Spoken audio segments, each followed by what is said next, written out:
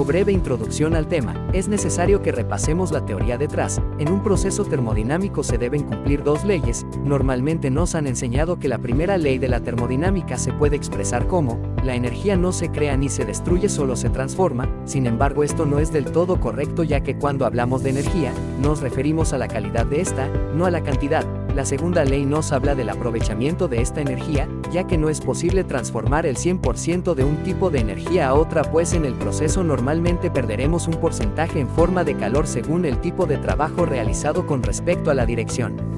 Cuando hablamos de dirección nos referimos al orden natural del flujo de esta energía. En el caso de la exposición, flujo de energía térmica, por la ley cero de la termodinámica sabemos que si dos cuerpos están en contacto, ya sea por conducción, convección o radiación, el de mayor temperatura transfiere al de menor temperatura hasta que ambos lleguen a la temperatura ambiental. Por lo tanto, podríamos decir que esta es la dirección.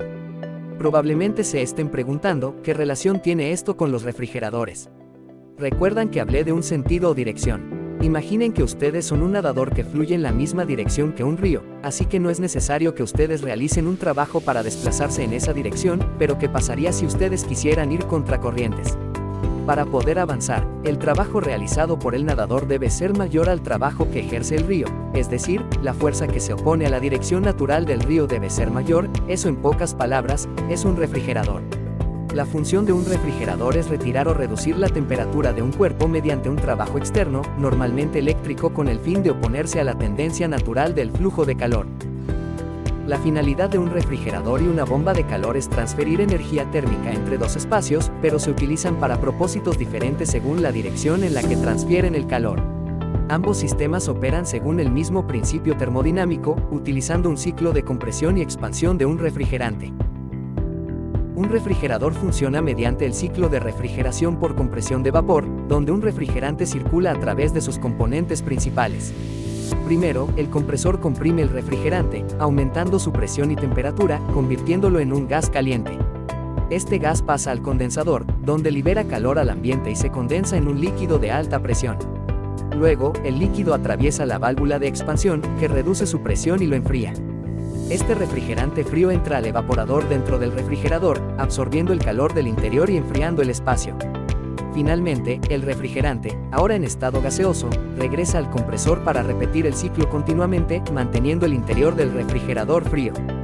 El coeficiente de actuación o desempeño es una medida de la eficiencia de dispositivos de transferencia de calor. El refrigerador transfiere calor desde una zona fría como el interior del refrigerador hacia una zona más caliente que es el ambiente. Y en pantalla podemos ver la fórmula para obtener el coeficiente de actuación, donde Q sub B, el interior de la nevera, entre W, que es el trabajo de entrada. La bomba de calor transfiere calor de una fuente fría como el exterior a una zona caliente como el interior, como una casa. Su coeficiente de actuación se define como Q sub A, calor entregado al área caliente, entre W sub I, trabajo realizado para transferir el calor. Más adelante explicaremos más a fondo estas fórmulas con ejemplos. Ahora veremos las etapas del ciclo y su impacto energético. Compresión 1 a 2. El compresor realiza trabajo mecánico sobre el vapor del refrigerante, aumentando su presión y temperatura. Este proceso consume energía significativa, con pérdidas por fricción y calor residual. Condensación 2 a 3. El refrigerante cede calor al medio ambiente mientras se condensa en líquido. Parte de esta energía térmica se pierde al entorno, disminuyendo la eficiencia. Expansión 3 a 4. A través de la válvula de expansión, el refrigerante sufre una caída abrupta de presión y temperatura. Este cambio brusco genera irreversibilidades que afectan directamente el desempeño energético. Evaporación 4 a 1. El refrigerante absorbe calor del espacio enfriado y se convierte en vapor. Aunque es el proceso clave para la transferencia de calor, las irreversibilidades limitan la eficiencia general. Como se puede observar en las gráficas TS, temperatura V es entropía, y pH, presión V es entalpía, ambas ofrecen una perspectiva sobre el desempeño energético del sistema. La TS muestra cómo se generan irreversibilidades en cada etapa, con aumentos de entropía que indican energía desperdiciada. Por su parte, la pH ilustra el consumo de energía en la compresión, el calor cedido en la condensación, y las pérdidas por la expansión. El enunciado de Kelvin Planck dice: es imposible que un dispositivo que opera en un ciclo reciba calor de un solo depósito y produzca una cantidad neta de trabajo. Básicamente una máquina térmica no podrá aprovechar el 100% del calor entrante y convertirlo en trabajo, siempre habrá un calor de salida que será desperdiciado.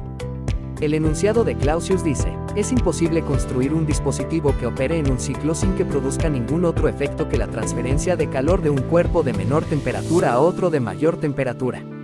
Siempre nos enseñan que el calor se transfiere de un cuerpo más caliente a uno menos caliente, pero existen máquinas como los refrigeradores que hacen lo contrario. El enunciado nos explica que esto solo es posible añadiendo trabajo externo, en el caso del refrigerador es trabajo eléctrico. Los enunciados de Kelvin, Planck y Clausius parecen distintos, sin embargo solo son dos puntos de vista de ver las cosas. Si nos ponemos a pensar nos daremos cuenta que no se puede cumplir el uno sin el otro. Pues ahora bien, pasemos a la parte de problemas a resolver como parte de la aplicación de los conceptos anteriormente presentados. Como se puede ver en pantalla, el problema que se plantea requiere que se obtenga el coeficiente de desempeño del refrigerador y la tasa de rechazo de calor al entorno por parte del refrigerador, como sugiere la figura 6a24.